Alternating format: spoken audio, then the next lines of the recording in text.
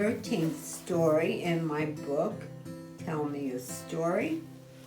The book has 36 stories and 36 illustrations. And this is the painting I did for this story called The Blue Mirror.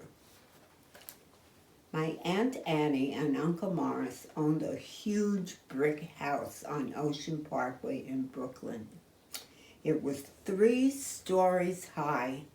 The street was very wide and beautiful. It had big houses on both sides and broad old trees spreading along both sides of the street. Each side was a strip that was like a narrow, long park. There were benches to sit on, and you could ride your bike or roller skate down the strip. I loved that street. Mama said that her sister was very rich. One time when we were visiting, Tante Annie made dinner. She made gluey, sticky little potato balls that swam in a lentil soup. They were delicious. All my cousins went away after dinner, so I was left alone in the living room while the adults played cards in the kitchen. This happened very often because most of my parents' friends did not have children. Many of the time I sat on the floor and just listened to the radio.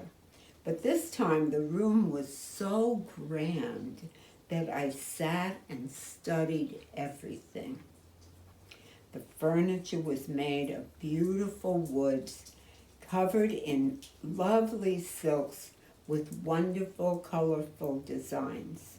The windows had heavy drapes with cords to open and close them.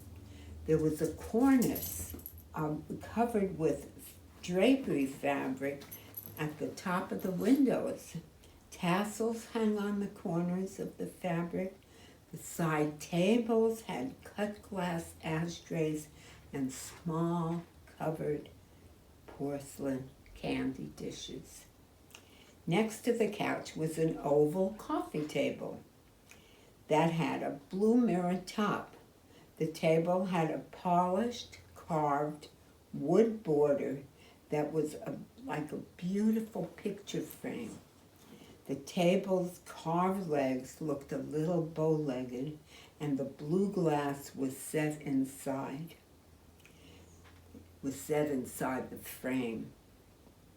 I thought it was lovely. I sat quietly on the floor, looking in the mirror. I put my elbow on the frame and my chin in my hand and studied my blue image. It was very quiet in the living room. As I looked, I saw a crack start in the glass at the spot where my elbow was pressing on the frame.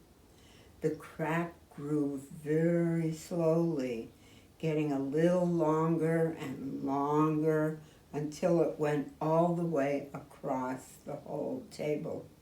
It didn't make a sound. I was so scared that I couldn't do anything. I just sat there, tears flowing, staring at the cracked table until it was time to go home. My mother came into the living room to get me and saw the table. She looked at it for a long time without speaking. She called my father in and they talked. Then she said, "Bashala, we will have to give Tante Annie money to buy a new glass." I cried and cried. I was so ashamed. Oh.